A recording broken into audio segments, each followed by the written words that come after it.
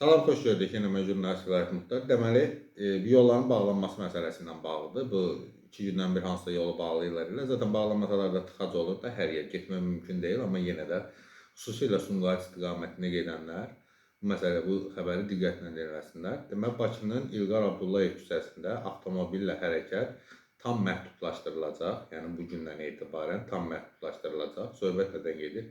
Mayın 7-sindən bağlanan yol var idi. Pirşağı, Xırdalan, Novxanı, M4 avtomobil yol layihəsinin 16-cı kilometrdə tikintisi davam edən tunelin giriş hissəsinin qurulması ilə əlaqədar olaraq İlqar Abdullayev küçəsində, yəni Masazır, Novxanı avtomobil yolu ilə birləşməsindən Saray polis bölməsinə qədər olan hissə nəzərdə tutulur. Nəqliyyat vasitələrinin hərəkəti tam şəkildə məhdudlaşdırılacaq, yəni avtomobillərin girişi tamamilə qadağan ediləcək. Bu qadağa isə düz həmin o tikinti işləri bitənədək qüvvədə olacaq. Yer gəlmişkən 7 maydan başlanılıb tikintiyə. Yəqin ki, bir uzun müddət konkret vaxt verilmir, amma uzun müddət bağlı qalacaq. Ümumiyyətlə, bu yolların bağlanması məsələsi. Mən bir dəfə bir video çıxmışdı qarşıma. Yolu necə bağlayırlar? Əlavə alternativ eyni bağlanan yolun üzərindən bir yol qururlar. Xarici ölkələrin birində idi. Çox maraqlı gəlmişdi ki, bizdə də belə bir şey olarmı, nə vaxtsa? Amma görünən o ki, mümkün deyil. Yəni, hələ ki, məsələ üzərində işləmir. Amma bu yolların bağlanması məsələsi artıq tez-tez gündəmə gəlir. Hərəkətin intensiv olduğu bir məqamda, vaxtlarda bu cür qərarların verilməsi biraz düzgün hesab olunmamalıdır əslində. Düzgün deyil. Zaten hər gün günümüzün saatlarla tıxasda qalırıq, tıxasda keçir. Belə bir məqamda həm də hansısa bir yolun bağlanması.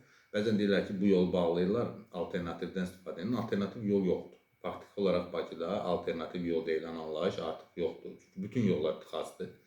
Hər yerdə hərəkət demək olar mümkün deyil. Bir yolun bağlanması isə digər yolların əlavə olaraq yüklənməsinə səbəb olur deyə o yollarda da hərəkət eləmək qeyri-mümkün olur. Artıq 1 saata gedəcəyin yolu gedirsən 3 saata, 4 saata. Yol bağlanırsa, saatlarla yollarda qalırsan, tıxaclarda qalırsan. İnsanın həm səbri, həm əsəblər tarıma çəkilir. Yəni, bu cür məqamları məncə dövlət qurumları, aidiyyatı qurumlar, iş icraçıları, şirkətlər bu məsələləri nəzərə almalıdırlar. Tıxaclar ölkənin demək olar ki, ən böyük problemlərindən birinə çevrilib. Artıq bütün hər yerdə tıxaclardan danışırlar. Tıxaclar gündəm mövzusu olub.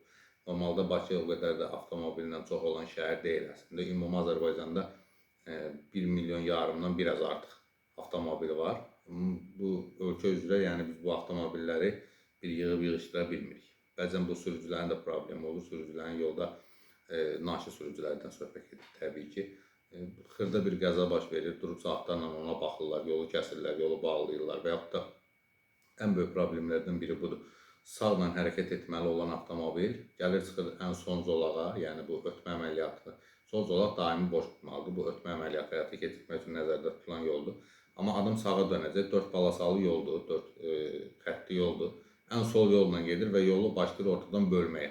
Bu da bir problemdir, amma ümumi olaraq buna bu və digər formada kameralarla və yaxud da polis müdaxiləsi ilə nəzarət etmək mümkündür. Hər halda ki, bu tıxacların qarşısı bu və digər formada alınmalıdır. Yolların bağlanması məsələsi isə, yenə deyim, təkrar olaraq, yəni bu gündən etibarən Masazır, Novxanı avtomobil yolu ilə birləşmədən Saray polis bölməsinə qədər olan hissə tamamilə avtomobillərin hərəkətinə qapadılacaq. Bunu nəzərə almağınız xahiş olunur, xüsusilə hər gün o istiqamətdə hərəkət edən avtomobillər. Bu yol məsələsi də problemdir. Sizdə hansı yollarda problem var? Şərh bölməsində yazın. Bəlkə o yollar boşdur, sizin getdiyiniz yollar. Onu da yazın, biz də oradan istifadə edək. Sağ olun.